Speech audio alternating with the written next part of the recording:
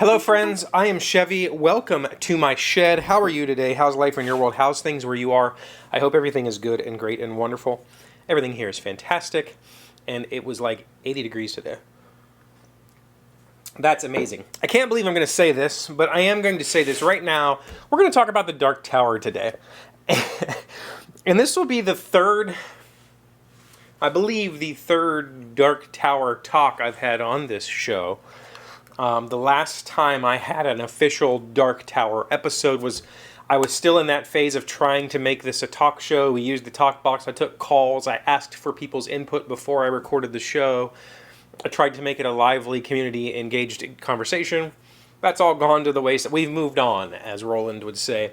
But I want to talk about it because yesterday I was talking to you about reading The Stand and how I'm working through all of King's meandering thoughts as he typed them out on the page.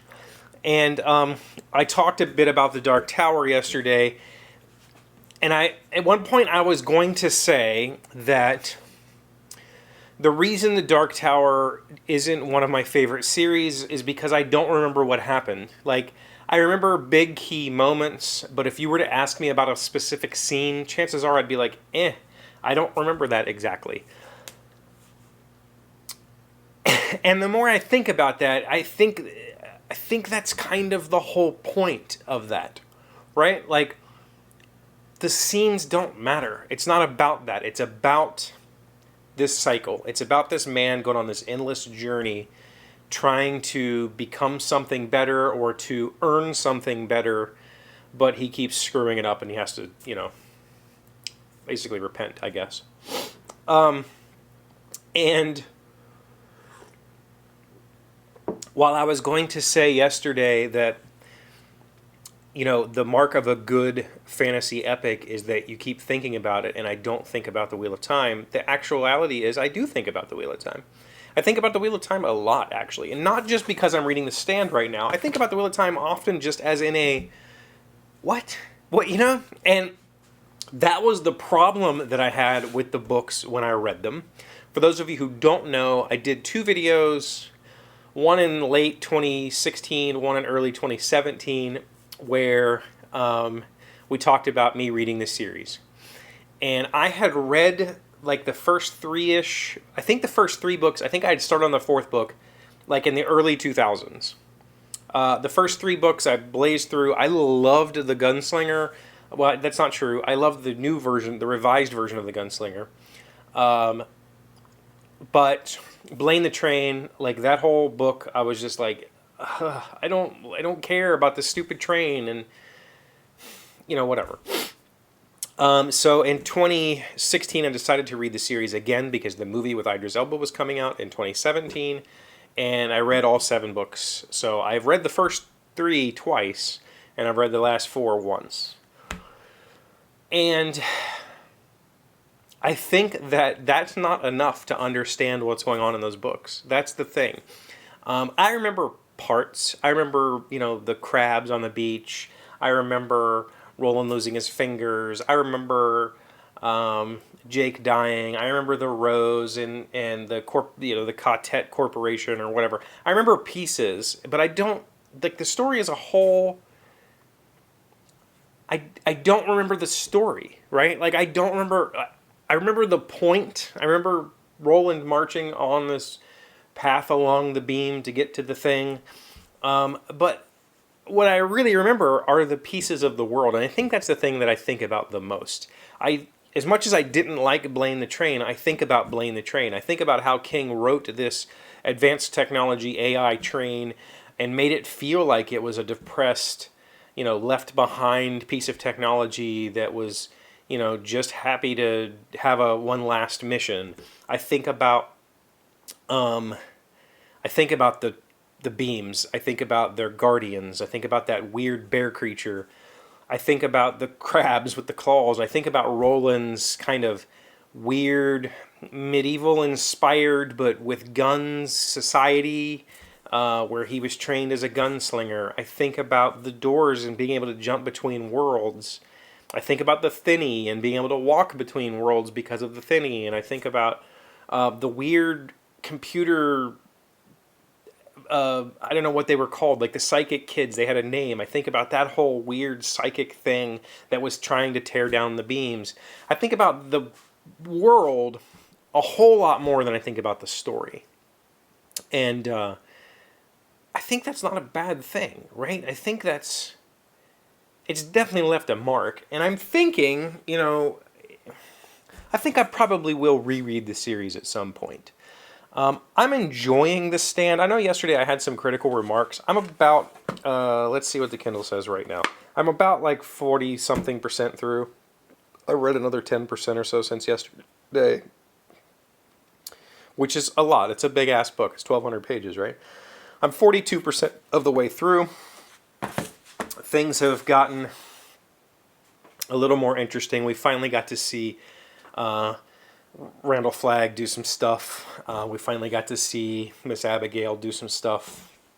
We're finally starting to get people banding to pull together to try to save what's left. That sort of stuff. And while it can be tedious in parts, the nice thing about it is it's not hard to read. So even the tedium blazes past, right? So I think, honestly, I probably will reread The Dark Tower at some point. Just because I would like to go into it. I've read probably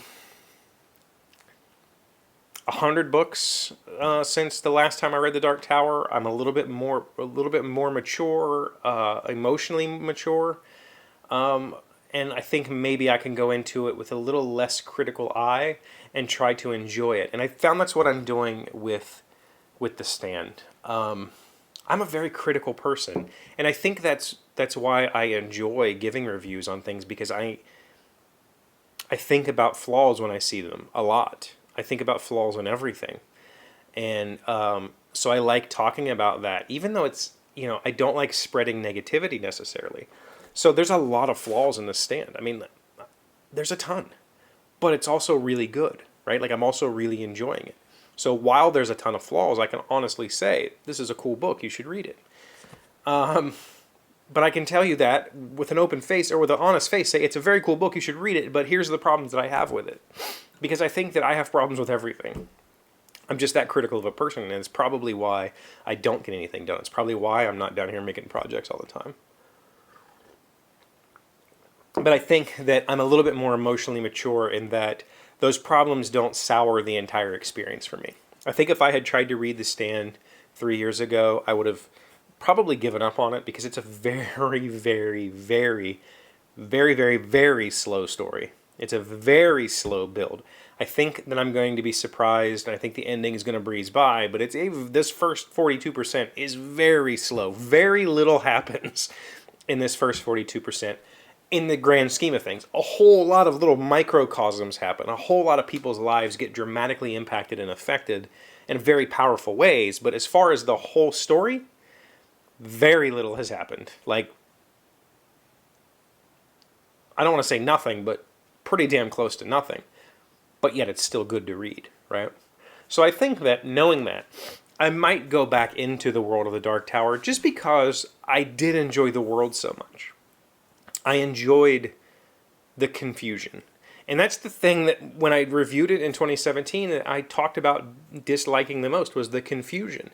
Like, King gives you a world, but he doesn't explain any of it. He just throws it out there and says, well, figure it out yourself. And I had a problem with that then, and I still have a problem with it. I don't want to be spoon-fed. I don't want to be like, here's what's going on, here's all the things. I don't want that. But I would like to see, by the end of these 7 books, can you explain these weird creatures? Can you explain where these doors came from? Can you explain who created the thing? Can you explain where all of this stuff came from? That would have been nice. Instead, I don't know, the Crimson King, the beams, the thinnies, we don't really know. We don't really know where it all came from. So, there it is. I think that I would be dishonest if I said I don't think about The Dark Tower. I think about it a lot. But I'm still thinking about it through the lens of confusion, not through the lens of admiration. So, maybe I'll give it a read again. We'll see. Thank you for being here as always. Thank you for liking and commenting and subscribing. Being amazing friends and wonderful people, I really appreciate you. And I will see you again tomorrow. Today's word you should know to sound smart is dauntless. It's an adjective meaning fearless, intrepid, and bold. For thought has a pair of dauntless wings. Robert Frost, an American poet. Dauntless. D-A-U-N-T-L-E-S-S.